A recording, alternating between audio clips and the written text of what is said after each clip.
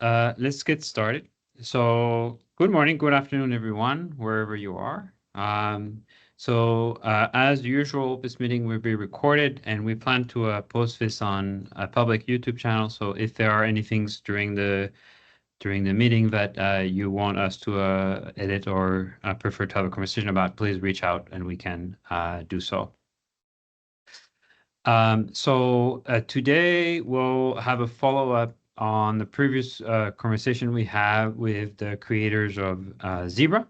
So today we have Dimitri from DataJoin, who was in the lead in designing the stimulus that they use in the Microns project. And so I reached out to him to discuss after a conversation I had with Forrest Coleman from the Allen Institute to discuss about Trippy, with a stimulus that has very a number of shared characteristics with the Zebra stimulus that we discussed earlier. And so I'm going to start with a few slides that explain the context of this project. Can you see the full screen presentation? Maybe I accidentally kicked you off because I tried sharing, so please reshare it. Oh, that's possible. Okay. Can you see the full screen? Yes. Okay, so you can find the whole context of this project in the archive publications that is a link in the website of the meeting. But in just a couple minutes summary, we are interested in designing an experiment that allow to look at a concerted set of mechanisms that are performing predictions. And so here in the review, we highlight a number of papers that are individually looking at a different set of computational primitives to do predictions. And so the experiment that we are designing is intended to link those papers and mechanisms in sort of a shared framework. The session that we are planning to record from is going to have 4 different types of prediction context. And so our intent is to record across multiple modalities, so 2-photon neuropixel recording, so complementary recording technologies as well, in the same mouse, all of those different contexts. And the advantage of doing this multimodal recordings is that we can link neuropixels, calcium imaging, and even glutamate imaging data on the SLAP2 platform, but we are also planning for experiments in the same session design. And so that provide complementary access to what's going on at different scales. And one challenge that we discussed last week in these is how to link different classes of image cells. So here I'm highlighting a paper from Daniel Millman and Saskia De Vries, where they saw that different types of inhibitory neurons are very striking differences in functional responses to drifting grading. So you can go to last week discussion to see the whole context. But what came up into the discussion is that using stimuli like Zebra or Trippy in this case could help disentangle some of the different classes functionally.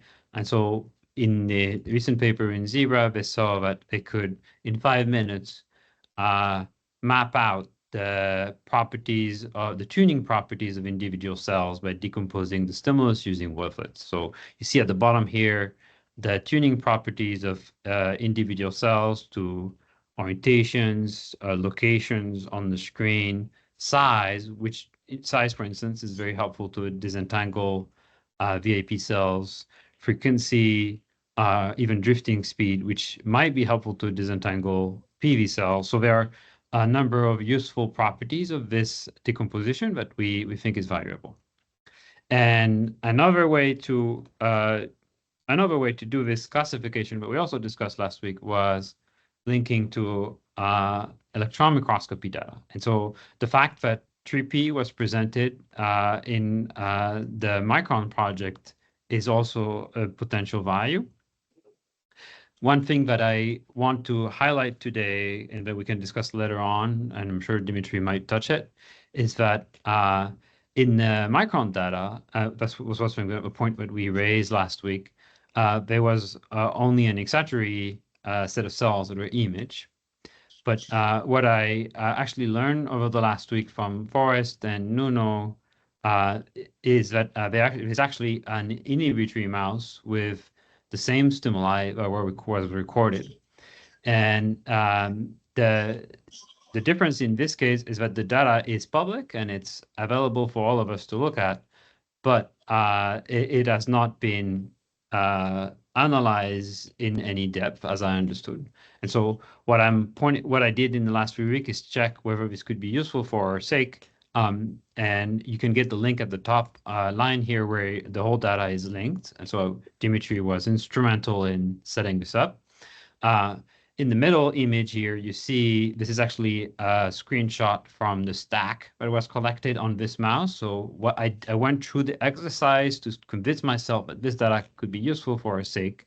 And these cells, I think I was able to find it, provided some double checking in the connected EM data. So it's like looking for a needle in a haystack, but doing this process just convinced myself that it could be worth of doing more analysis because, as I said, TRIPY was presented in this experiment. And so I have some proposal that we can discuss at the end of the presentation from Dimitri that could leverage the different strength of those stimuli. Okay, maybe Dimitri, you want to take it away from there? Yep. So yes, please ask questions. Is there a mechanism for people to raise hands, or how should this be? They can raise hands, or everybody Okay. has the ability to speak up, so they could also Okay. Oh, that makes raise sense. questions Okay. at particular Awesome. moments. All right. I will provide a little bit of a background. So it's in the same slides. So first of all, I guess I'll introduce myself. So I work on the Microns project. I defined, originally came up with these two types of stimuli, Monet and Trippy, probably around 2015. We tested them extensively before, and the idea was, maybe I'll start with the slide. So can you see my slides now? Am I sharing my slides? Yes, you're. Okay, because You might want to go to slideshow. I think that would be full screen. Okay, let's actually, I want to see my, it's okay. So, okay, all right. That's fine. So around 2015 or 2016, the goal was to come up with, so the Microns project wanted to explore natural and focus on natural images, but we wanted to make sure that we connected the work to the classical, all the classical analyses done with gratings, orientation tuning, and with noise, so with parametric stimuli. So, so the main idea was to have a stimulus. While we mostly present natural movies, static and dynamic movies, we also wanted to have a stimulus that would allow quickly to map the receptive field, so the linear properties of a cell, classical like receptive field and phase tuning, and nonlinear orientation tuning, direction tuning, temporary frequency tuning, and spatial frequency tuning. And this was obviate, classically this would be done with two types of stimuli: gratings, drifting gratings for orientation and directional tuning, and frequency, spatial and temporal frequency, and noise or dots for receptive field tuning. So I came up with these two stimuli, and the source code that was actually used on the project is given here. It's in MATLAB. This was a long time ago. I think they're still used in MATLAB. And just for reference, I also included a little Vimeo movie. So this is the Monet stimulus, and this is the Tricky stimulus. And actually don't know how well movies show here. You may want to a link on. Actually, even on Vimeo, it's compressed, so it's not as smooth as it is in real life. So I think if you download it, it will actually be smooth. All right. And there's a Python equivalent If some of these are not shared, please let me know. Or so my email is dimitri@datajoin.com. Just let me know if you have any questions. So, all right. So this was, and the main idea was not to use both of them, but to select which one is best, and to select just one. and so Monet is defined as the smooth and Gaussian noise. I will describe a little bit of what goes into it. And Trippy, I'll describe a lot of detail how it's analyzed in addition to natural. And we tried to compare. We did a lot of preparatory work for microns to determine what type of staining is best, what type of all the protocol. We spent a couple of years just perfecting the protocol. And we did a lot of work to evaluate which stimulus is better. And we did not publish a whole lot at the time, but we did this. Wait, it jumped. We did this. I presented this SFN poster at SFN. Sorry, I must be pushing the wrong button so it jumps somewhere. Okay, so the main idea is that to make to make a stimulus for receptive field mapping, for any linear system identification, the only thing that matters, and receptive field mapping is a kind of receptive linear system identification problem. The only thing that matters is the autocorrelation function. It doesn't matter really what's underneath. So with a autocorrelation function that it effectively looks like a small point or a small blob, then you don't need to do linear inverse problems. You can just do spike triggers average. And so both Monet and Trippy are designed to have similar autocorrelation functions with just a few degrees. You can see about 5 degrees in diameter, and for the mouse, that's kind of at the limit of the typical resolution that we have in. Actually, it's about 3 degrees in at the distance that we had it on the screen. So Monet and Trippy were roughly equivalent. And of course, the size of this is controlled by the degree of smoothing that you're doing. There's a little bit more interesting. Oh, by the way, so if you want to cite this work, so we're preparing a new publication. I took a few, so I need to apologize to science in general for taking a bit of a break in publishing these results. We had a lot of these findings back then, but we got super busy with a lot of other things. So Micron's really focused on analyzing natural movies and did not spend a whole lot of time analyzing these parametric movies. And then I got another big grant to actually launch DataJoint as a company, and then DataJoint Elements. So I spent a few years doing that and still working on that. But now we are packaging all these findings. I'm really grateful for the UCL team to pick up the momentum and to turn the attention back to this topic, because these stimuli revealed a lot of unexpected results. So just what goes into Monet derivation. So the other paper that basically I'll be citing here effectively is 2025 bioRxiv, November. So we're targeting to release it by SFN, and this will be I'll be chairing a session on Micron's data analysis, and my talk will be on this, on Trippy and Monet analysis. And so some of the results here that are shown here are preview of what will be included in the preprint and also in my talk. So the way Monet is derived, if you just basically take any image, and this is an image expressed here, it's shown in space, but here it's expressed in the coordinates of spatial frequency and orientation. This is basically the Fourier transform of the image in polar coordinates. So if you transform it and apply these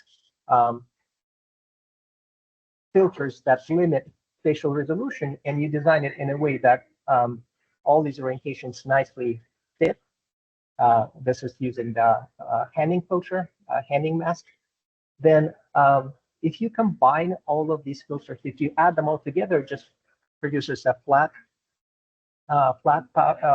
spectrum effectively. So that means that even though you introduce this orientation coherence to each frame, if you add all of these frames together after filtration, it restores the original image. So in other words, as long as all the orientations are balanced, adding orientation coherence has no effect on the spatial spectrum.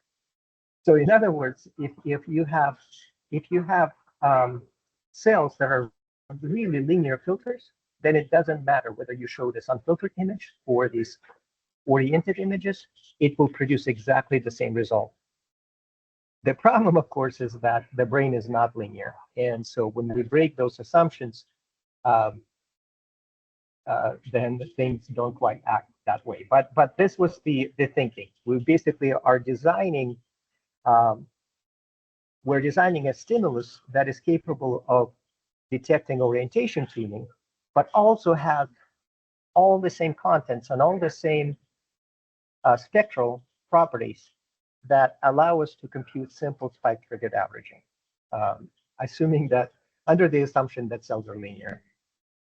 And so we did a lot of evaluation to compare the stimuli to each other, and we produced a lot of these analyses that you may be already familiar with. It's basically where we present the same stimulus for about 15 seconds, and then exactly the same instantiation, exactly with the same seeds, a few minutes later, and we measure the correlation of responses of all cells. And we found that that average correlation between two trials, so this is what we call cross-trial correlation of stimulus responses. So if you take the 15-second trace and correlate it to the same, from the same cell, that 15-second trace, 5-10 minutes later, to exactly the same stimulus, you get pretty strong correlations, sometimes as much as 90% correlation. Like the cells are really, really responsive. But on average, Monet produced pretty low correlations. Trippy was much better, but still not even close to natural movies. So natural movies produce much stronger responses. And so these are just two different lines. So you see between left and right, these are just two examples. And across all the cells, about 15,000, 20,000, 15 or 16,000 cells. So the question, of course, is, so the conclusion is that Trippy produces a much stronger response. So we thought, okay, let's just use Trippy for everything and just spend 5 minutes at the beginning of each recording or intermix so that we can do receptive field mapping and orientation tuning alongside with all the natural moves. So one question we wanted to know, is it just the same cells that produce stronger responses, or does the natural movie engage more cells? And so this is what we did in this poster. So this is the 2018 poster again. So comparing these responses, these correlations between Trippy and Monet, we find, first that Trippy excites cells. So the red line here shows the linear fit. It may not look like it because the central dot is very big. So there are a lot of cells that are not very responsive. And maybe if it's excluded, and I'll show that. If we exclude those non-responsive cells, results are slightly different. But the main effect is this, that it evokes roughly the same number of cells, but Trippy responded stronger. So it's still the red line, the fit goes through 0. But natural versus Trippy, natural just left a lot fewer cells at 0. It elevated, it's pretty much all the cells responded. And so it's a stronger response, but it's not, the individual responses are not stronger from the cells that are responsive. They're just many more cells are responsive. So there's clearly, so at that point, we're like, let me show a couple of things. So then we also noticed one interesting thing, and that's what made us doubt a lot of things, is that we didn't see, we would expect all the cells to align along the diagonal, so that if a cell is responsive to Trippy, it should also be responsive to Monet. But it's almost uncorrelated or even anti-correlated. So basically, the cells seem to be avoiding the diagonal. But because of this was the candidate TRIPPY protocol, we didn't have enough pairs. We did not have enough repeated trials to do very clean analysis. So we also did the, yeah, questions? Dimitri, I think Forrest has a question related to your point. Yeah. Forrest, do you want to ask you a question? Yeah, sure. I was wondering whether this is still true of cells that have sort of reliable responses, i.e. you might imagine you get this sort of diagonal effect if you just have sort of a random big response, you know, et cetera, et cetera. That's the next thing, and this is where you'll be blown away. So, after this point. So then another thing. So then we measured the receptive fields, and we sorted cells by how strong their receptive fields were in response to each stimulus type. And this is what we found. There's a population of cells that had receptive fields only in response to Monet, and they look the same. So if a cell responded to Monet and responded to TRIPPY, they basically produce the same receptive field. But then there was a population of cells that had a response to Monet, but not TRIPPY. And all of them had a roughly Gabor-like structure. But when cells were responsive to TRIPPY, but not Monet, they tended to have a single lobe and usually negative. So blue here is negative, or green, whatever color that is. So it's like a dark, and so, okay, then we thought, okay, then it's so confusing that we need to include both stimuli. So we ended up including both TRIPPY and Monet in microns. But then, because this was so confusing, we decided outside of the micron data set, we decided to really drill in and focus on just Monet and TRIPPY. And we ran several more animals, and now we spend a lot more time presenting pairs of stimuli to really get very clean correlations. So a lot of what you saw before was just contaminated by sampling noise. So once you sum average over dozens or sometimes of dozens of trials, or hundreds even, then and exclude that central cloud of non-responsive cells, you get very clean and reliable results. That's somehow, I don't know how lucky we got or why this happened, but Monet and TRIPPY compared to each other more than any other pair of stimuli separate the population fairly cleanly into two subpopulations. And I'll show a lot more. These are just, we did not select any of these sessions. You'll see many more of them in every. So what you see here on the x-axis is the response to Monet, and the response here is determined as the cross-trial correlation. So the same stimulus is shown twice, and then you measure temporal correlation between the responses. And on the y-axis is the response to TRIPPY. And what you get here is that there's nothing on the diagonal, and a lot of the responses are aligned along the principal axis. So, Dimitri, yeah. Can you tell us a little more context here? Is this pyramidal cells, or are there inhibitory neurons here, or what's your? So what we did alongside with the microns data set is a whole bunch of models, and I need to look up what the selection we need to look at these animals, what transgenic line they were. So these are the animal IDs, so we can look them up in the database. Some of these data sets have been released already, so we can look up. We did not. I see. Yeah. So, but of course, the majority of these are excitatory cells. I believe, again, this was required around 2019. So I took a bit of a break, and now coming back thanks to all the new interest in this. So they really separate. Cells really, we're really seeing two subcircuits that don't overlap.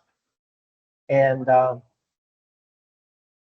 so here's more reporting. So each one of this, there are several animals, like 7 animals here, and several scans from the same animal. So there are, looks like 18 plus, so 22 different separate sessions, about 10 to 20,000 cells in each. And pretty much everyone, actually all of them here, produce clear separation that I did a lot of permutation tests, and basically, if you do a permutation test, it's like the significance is always as good as the number of permutations that you have. So if you have 1,000,000 permutations, the significance will be 10 to the minus 6 for that bimodality test. So if you Dimitri, subtract, yeah. Have you tried? Did you give in any of these sessions the micron stimulus? Can you predict this response amplitude to these two? You have more sessions here that you have in microns, but you could try to take the functional model heads and predict the response to this. Yeah. Does that work or not work? We have the same number of sessions here. It's the number of trials that's much bigger. Yeah, sorry, misspoke. Yeah. So yeah, we can. This is just a very clean analysis. That's just great figure two. But yeah, if you build a model to predict, then yeah, you can separate. So this is why we're holding up with this paper, because we can classify the cells based on their responses to Monet versus Trippy in the micron data set, and then we can go like the really cool finding. We can hypothesize what these two subcircuits are, and if we link this to morphology and connectivity, if what is different. So I can now give Forrest here a bunch of labels in the microns data set and said, okay, this subset are Trippy responsive, and this subset is clearly Monet responsive, and maybe exclude all the ones that are in between, and see what is different about them in terms of morphology, cell type, connectivity. This would be remarkable, because so I will hypothesize what these two subcircuits might be. All right, so if we subtract the responses, this responsiveness, it's basically the same data, just shown differently. It's a histogram of the differences between the responses. In pretty much every scan, you see a clear bimodal distribution. It's a little shifted to the left, which is Monet. So on the negatives, Trippy on the negative side. So it's response to Monet minus response to Trippy. So you have usually more things on the left side of zero, and almost always two peaks. And if you have any unimodality test, it will always fail here with like 10 to the minus 12. So it's like clearly not unimodal data. So it's there are clearly no population of cells that responds to both stimuli. So we discovered something really. So this is still coming up in this preprint. Then and maybe I'll show a whole bunch of data. If you do this on pixel-wise, and we also included natural responses here. So responses in red are Monet, responses in green are Trippy, and this is just unfiltered data. This is just like fitted data to the just correlation per pixel, and blue is natural. So what you see is a red and green. You never see yellow. You never see cells that respond to both. You will see, and basically, let me go to show some more data. Right here. So this is like a simplified pipeline that we're releasing for this, and we'll let people navigate it and basically, if you look at pixel-wise responses, like just randomly, you see a lot of blue. So a lot of cells are responsive to blue. Sometimes you see magenta. Basically, cells are responsive to natural and Monet. Sometimes you see cyan, I guess, so where cells are responsive, but you never see blue. You never see yellow. You never see that combination of Monet and Trippy. It really, and you can look through a ton of data. There's a lot of data. There is one yellow cell, but it's really like a couple of them. There are some yellows. Okay, there are one or two yellow cells, and that may be like an interesting category. But you see some cyan cells that basically respond. All right, so that's basically that's what we find. It was very striking, and again, I'm sorry for sitting on this finding for 5 years. So we basically classified it around 2020, and that's when I got the Elements grant and kind of got various sort of other things. But if you see the responses, so here we have about 1,800 cells. And we marked Monet trial in red and Trippy trials in green. And we sort the cells by how well they respond to each stimulus. So on the top, you see toward the top, you see cells that are preferentially responsive to Monet, and on the bottom are cells that are preferentially responsive to Trippy. And what you see is about like 1/4 or 1/3 of the way through, there is like a switchover. Like Monet here, actually, you see where Monet stops, and then after that, it's suppressed. When Trippy is on, then Monet is like suppressed. You see this very, very strong. And I'll show you another example. Here's another example. There are about 10,000 cells in this raster gun. And what you basically see on the top is then when the Monet stimulus is on, the Trippy stimulus is off. And then when after 1 hour, we let, I think it's either continuous activity or natural stimuli here. We can look. And you see that this middle circuit that's not responsive to either Trippy or Monet, not strongly responsive to either Trippy or Monet, is turning on. And I think that could be just a recovery or like inhibition due to just overstimulation. Or it could be like this, some responsive to something else. This is something we need to understand. So that's what we're quantifying, and this like the missing part for to make this a really cool publication will be to find connection to. We can speculate what these two subcircuits are. I think the Monet stimulus, that the entire field of view is moving, so that could be something related more to like self motion or global optical flow, as opposed to Trippy, where it's more related to like object vision, something that's local. Okay, so any questions on this? I'll switch to another topic now, a little bit more. Well, I wonder if I think there is existing literature on global and local motion, and so I think you're likely segregating feed forward and feedback pathway here, and that would be incredible, because I spent 5 years collecting data using gratings, and gratings are much more like Monet.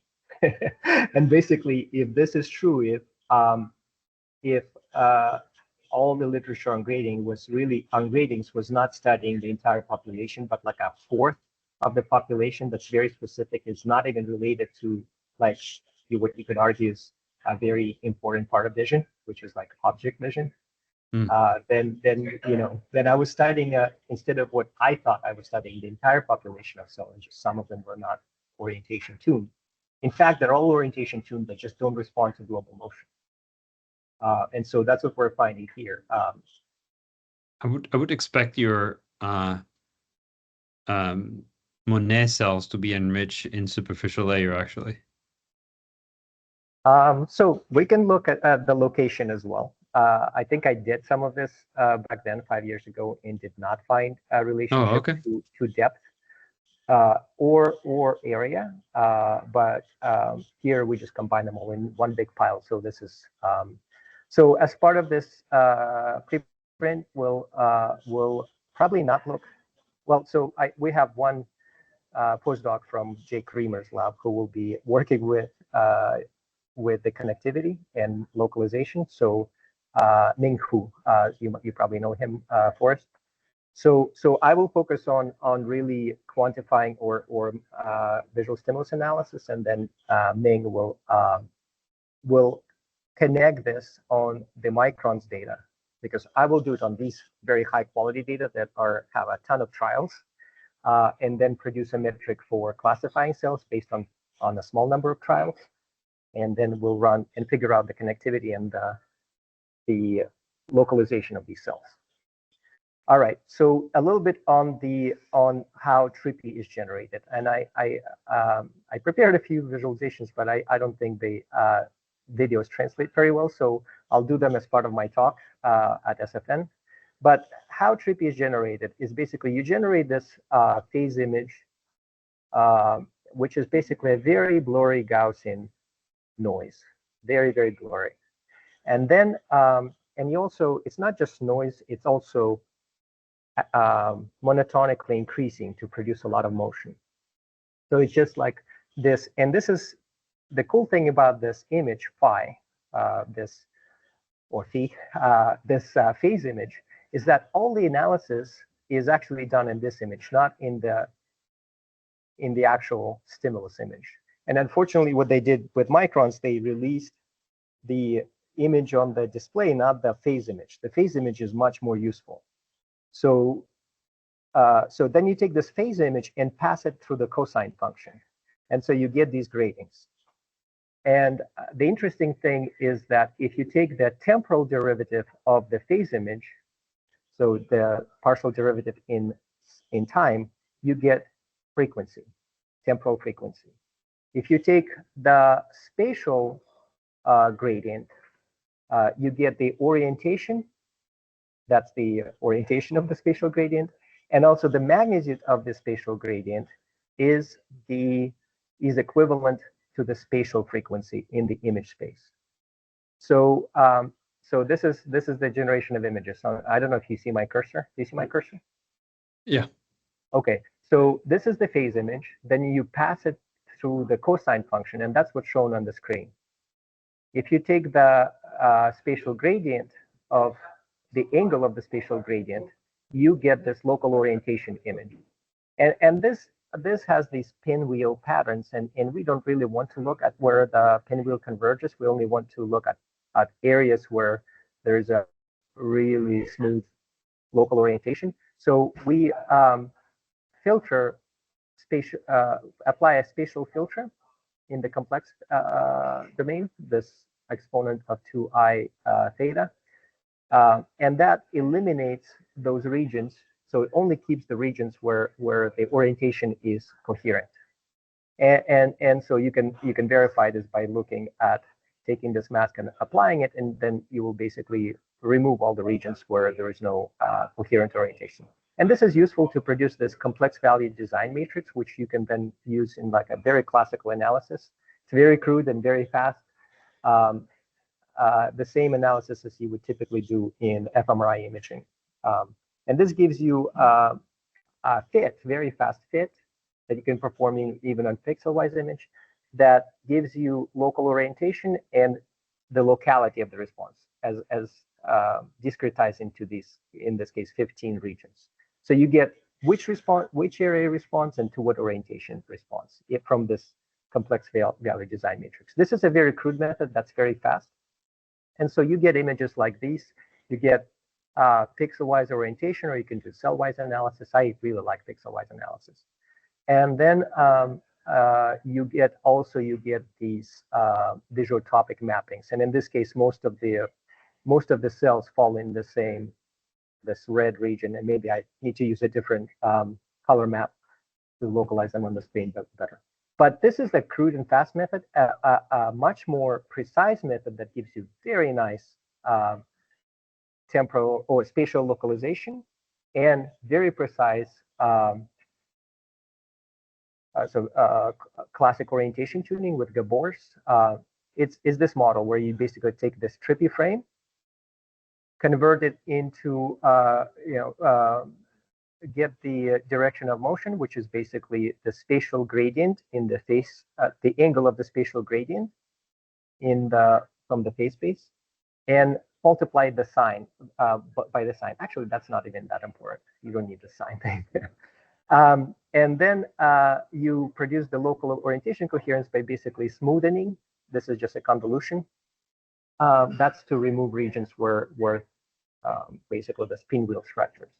And then you set a model of the cell responses modeled as the von Mises orientation tuning, predict the response, and then you get this loss function. And then by gradient descent, you basically, what you get out of this is a local blob.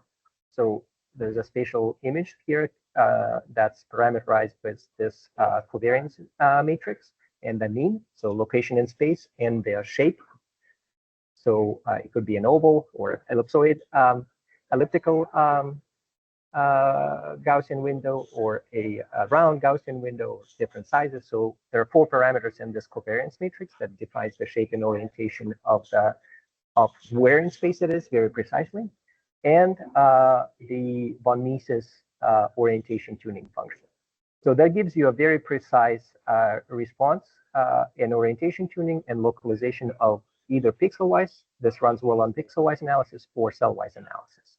So this is what I'll show in the presentation at SFN, and this produces very nice mapping. So this is just how you do analysis. It doesn't compare. So does not compare Monet versus Trippy. In Monet, it's very easy to do orientation tuning simply because the whole thing is moving. So you can just break it up by orientation and produce classical orientation tuning. But it's a little bit more difficult to do things like temporal frequency tuning or spatial frequency tuning.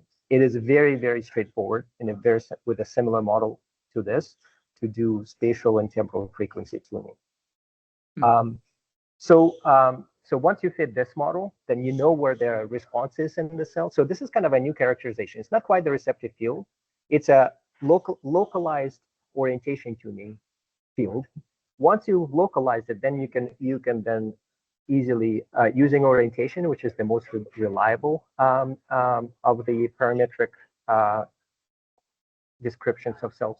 Once you localize it, then you can do in that local space, you can do temporal frequency tuning and spatial frequency tuning fairly straightforward. So this will be really cool because this is beautiful math that converges. You know, it's a convex problem, so it's very nice. And Dimitri, have you done one thing that Zebra team did was to compare with like more traditional mapping single drifting gratings. Have you done those comparison or? So here we don't have that data. We didn't do gratings, but we can compare it with Monet. So we can. So we have the data to do the comparison to Monet, and then we'll have to rely on your paper with Saskia, that 2020 paper, and the Zebra paper to rely on that to see how they map. I see. The relationship to Zebra. So Zebra, I think the major difference is that they threshold it instead of using cosine function. They use cosine and then threshold. And that I think the way they generate it is maybe starting from a different seed, but eventually it's end up very similar. I agree. I am so excited about discussing this. I hope there is anyone from their team here, because we can discuss this at SFN, please. So I will announce that now. This is the session. So this will be at 1 p.m. on Saturday, the 15th. And I would love to have this because we've been sitting on these findings for so long and super excited about them, just never had the bandwidth to oh, you know, that's fine. That's fine. Publish them. So this is super exciting because it really, I've never seen a result this clear in neuroscience where you just like like all the work on the retinal functional description that that Philip Behrens and those teams have done. So it's never as clean. There's always, but here you can like really separate. There's nothing in between. There are very few cells that respond to both Trippy and Monet, and so I'm glad we kept them both because this is something very fundamental that we're just describing. We just need to, for a good story, for a good paper, you need to connect it to something else, not just like stimulus separation. I think that's all I wanted to present, but there's a ton more that I can show you. Can I ask you a few questions? I'm sure other people have. We are particularly interested in this decomposition of Trippy, and I guess you're going to present this at SFN. Has this been also?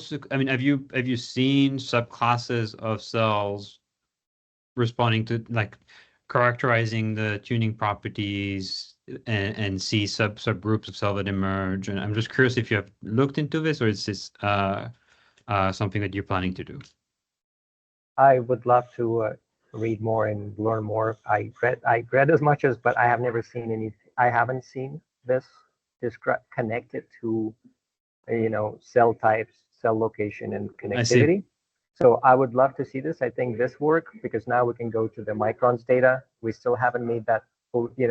Very likely that the preprint will come out without that connection yet, because we will still be connecting with Vortex and doing that analysis. And then for the actual submission, that's when we'll combine with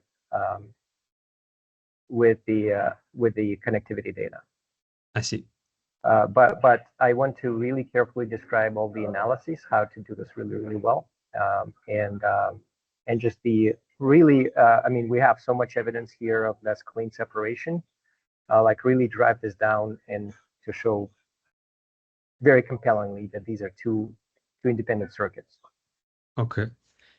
And then if we want to play Trippy in a similar way as how it was done in the Micron project, because I went through the manuscript and I understood that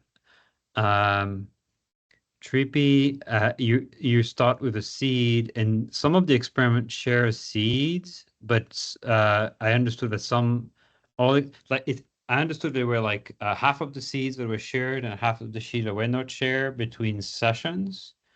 If we want to replay exactly the same Trippy, is that possible? It is possible. So yeah. So I think the way. So I have not worked a whole lot with the data, how it was released on Dandy, Okay. or even the way it was released, like in this.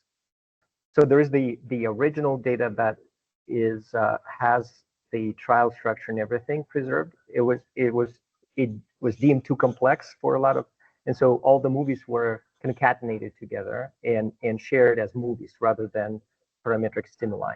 So this is the source code. And for generating the Trippy stimulus and the Monet stimulus, the way it was used in the project. And I reproduced it exactly the same in Python. If you want to use the Python version, if some of this is not shared, please let me know. So this is what I use. So now all our code is in Python, of course. But and we use the seeds from the original data. So we have all the seeds, and we verified that it produces bit the exact same movies, especially. Oh, I've lost Dimitri. I don't know if someone else. Do you see me? Can you hear me? I can hear you. You're frozen. Oh, am I frozen? Okay. Yeah. Okay, I'll try to unfreeze. Okay, so yeah, so this is fully available, and all the seeds are as we chose carefully. If you look in the source code, we froze the random number generator because MATLAB changes its random number generators, not just the seeds but also the algorithms. So we pinned the algorithm that was used for, and we still save the generated images, so you can always verify that what was shown was you're generating now. For Trippy, it's very important to be able to regenerate phase image because all the analysis is done in the phase space, not in the image space. I see. I think the seed would be helpful. And then I had another question is, in Micron's data, the trials are 15 seconds long of Trippy. I think Zebra, they tend to have longer trials, but what's your intuition on that? I guess shorter it's going to impact the decomposition in time. Is that right? Or so we use that correlation trace. So most of the effects of the stimulus kind of from temporal effect just dissipates after about half a second. So if you exclude that half a second at the beginning of the end, so you end up with that being efficiency, basically. For the first half second of the Trippy movie or each trial, you are still affected by the previous stimulus. If you throw that away, so effectively, I don't throw it away, but if you do throw it away, basically you're losing about 1/30th of the data. I see. Yeah. So as opposed to if you use 30-second trials, you're losing 1/60th of the data to that contamination. So it has to do with just how much overlap you have. I think it's good to have shorter trials because then you can have they're a little bit less temporal effects because we shuffle everything. These are 1 hour or sometimes 90-minute sessions. where lots of trials shuffled. And so sometimes the first trial will be presented first, and then 30 minutes later, it will be the second presentation of the same condition will be presented. And the two are correlated. And we still get very strong correlations on these 15-second. We still a lot of what you see, the images that you saw here. This was shown like this image. This is the raw data where the correlation, I think the range here is from negative 30% to positive 30%, and there's no negative, so all correlations are positive. 30% correlation here is saturation.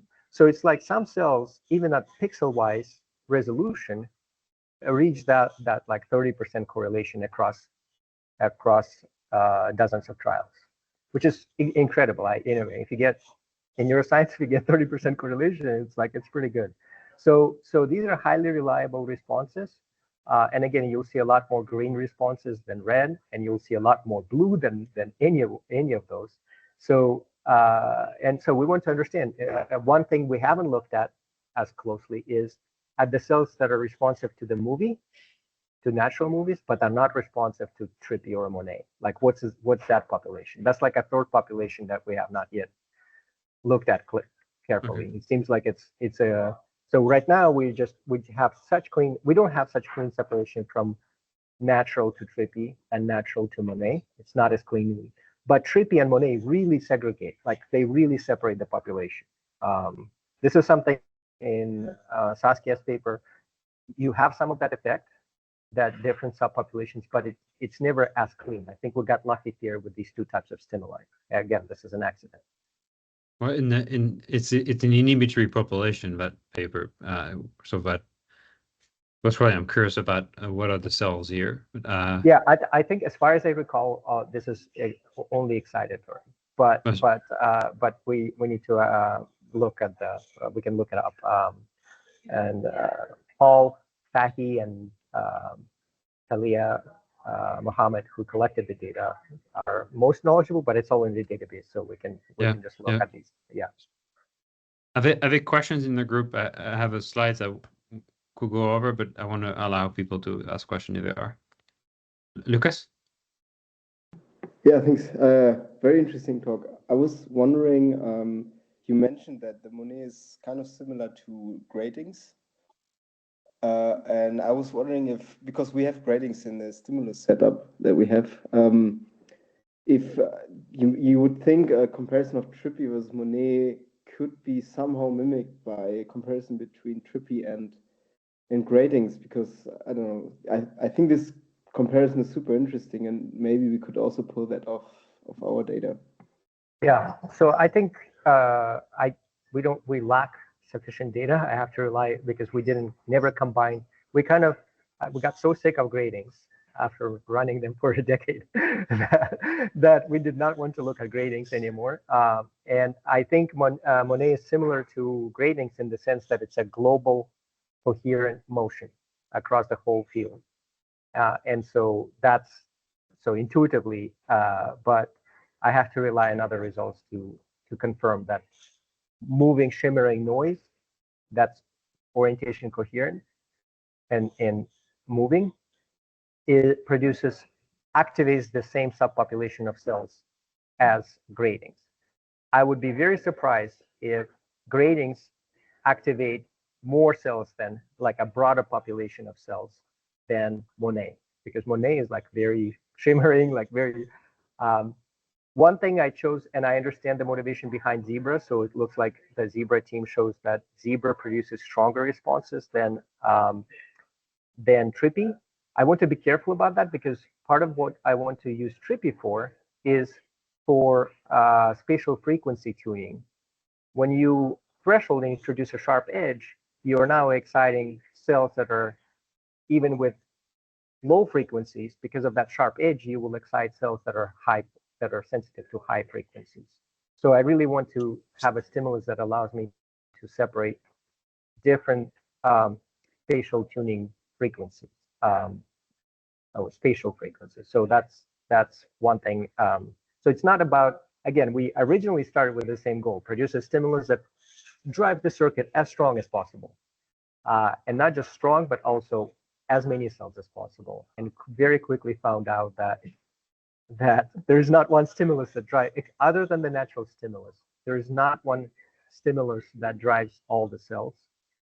And even more interestingly, I think there are some cells that are strongly driven by Monet and Trippy that are not excited by natural movies. We haven't looked at that very closely, but that's another interesting question to ask. Are there cells that are like really, really driven by this global motion? Like, and that could be like the hypothesis that it's self-motion or some sort of a optical field that needs to send like an efference copy to cancel out or something like some cancellation signal.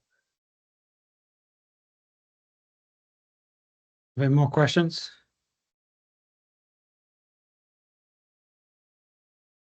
Can I ask you a quick?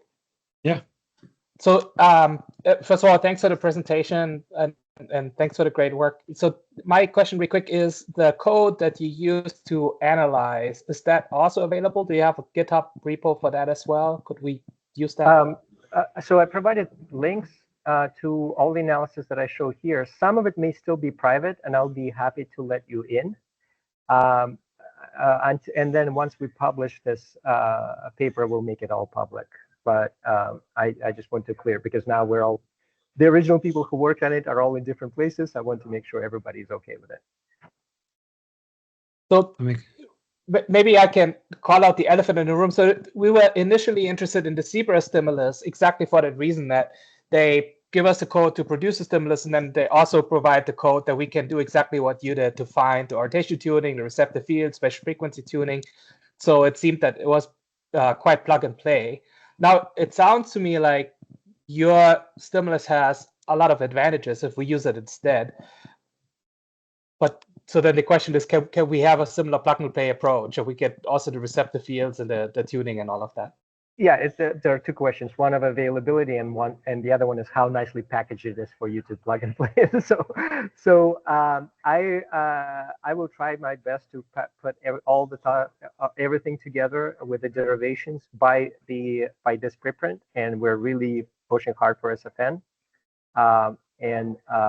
So try to make it as plug and play as possible. But there's a lot of opportunity in this space. Like, for example, I really focus on orientation tuning and visual, like this model of visual topic mapping and orientation tuning in combination.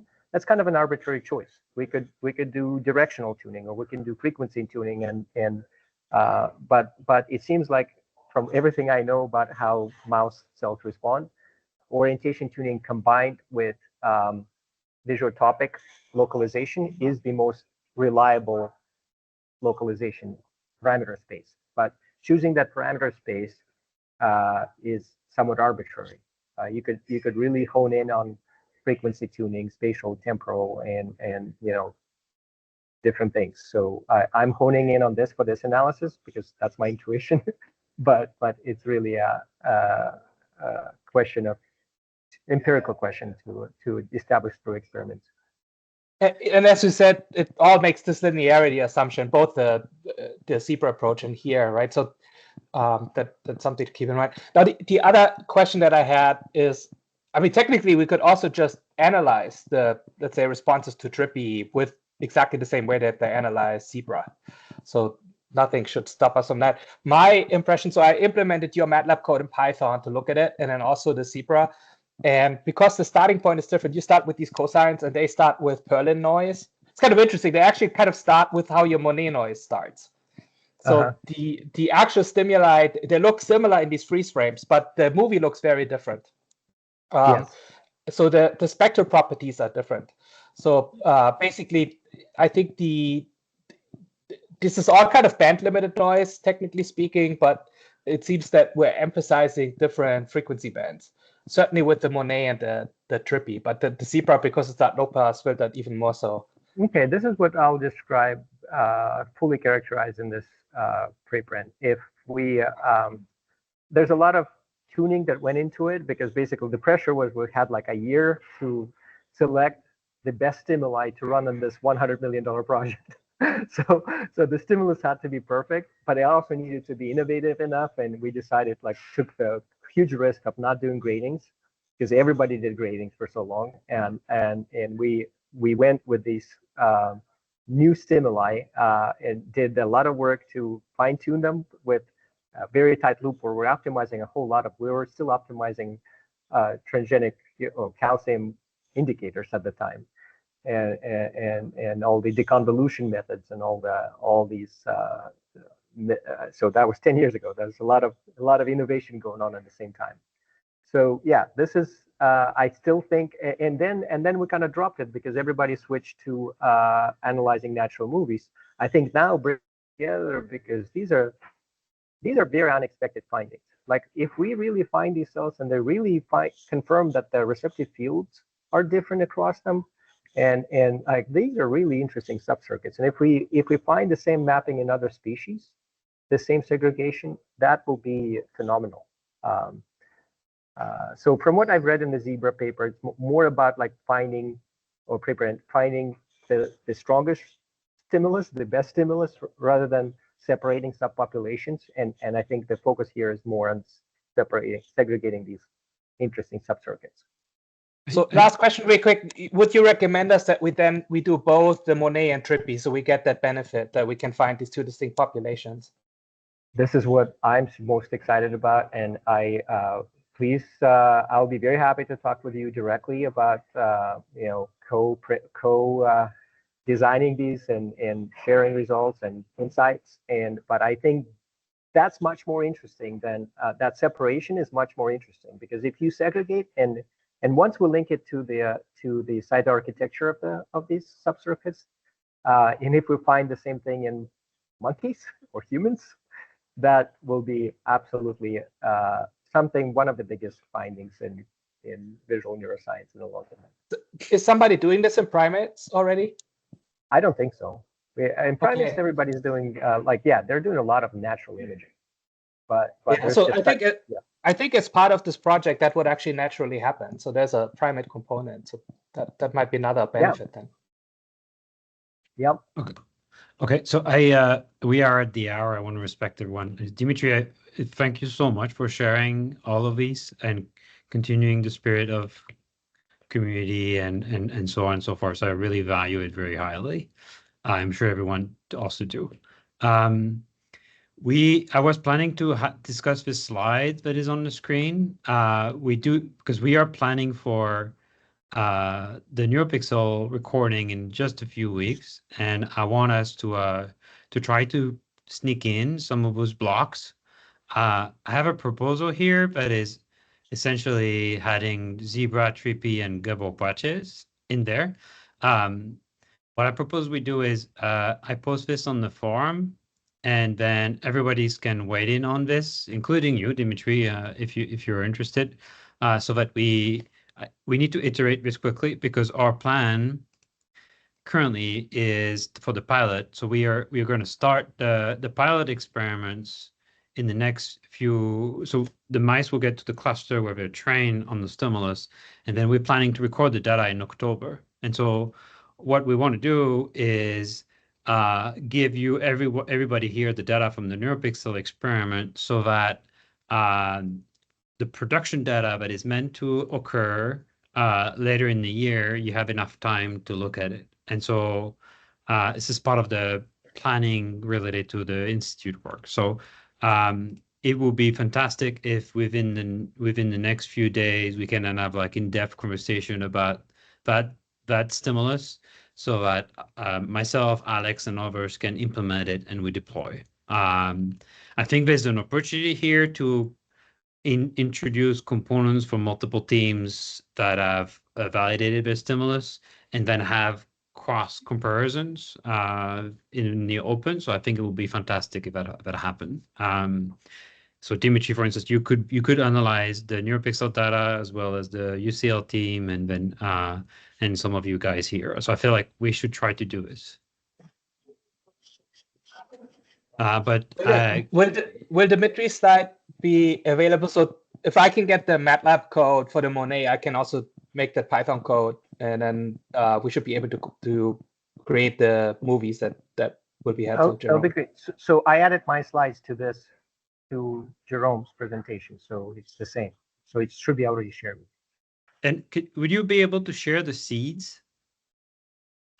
They should be included in the for the microns data. They should be included in the release. But Okay, yeah, I have access to them. So if they're not included in the release data, it's not right. And so yes, yeah, I will provide them. Well, because the fact that it's actually an in-between mouse with connectomics data is incredibly useful. And so if we could replay the same movies that were played for the EM mouse, we should, because it's like a really important bridge. Okay. So maybe, yeah. Last question, really quick for Dmitry. Do you know, is there a limited amount of time that we need to play the video to get the data that we like? Is 5 minutes enough? Yes. So the reason I played it for like an hour here, we played it, was because we wanted to produce really, really clean separation results. But just only a couple of files is enough for you to determine if the cell is responsive to which one. It's just how cleanly, there is some sampling noise, and so sometimes you'll misclassify cells. But it's really 5 minutes is more than enough to classify 99% of them with high accuracy. Okay, so I propose that we continue the conversation on the forum. It's really important that you engage, and then next week we'll just have an unstructured conversation around the STEM. And then in 2 weeks, I'm working with the folks that have done analysis of SLAP2. We'll have I think, an analysis focus discussion on the newer data that we have shared. As well as I think we'll present our plans for data collection for SLAP over the next 6 months. We have finalized it yesterday. Okay. Well, thank you, Dmitry. Thank you very much. So much for contributing. Really valuable for us. Thank you. Thanks, everyone. Take care.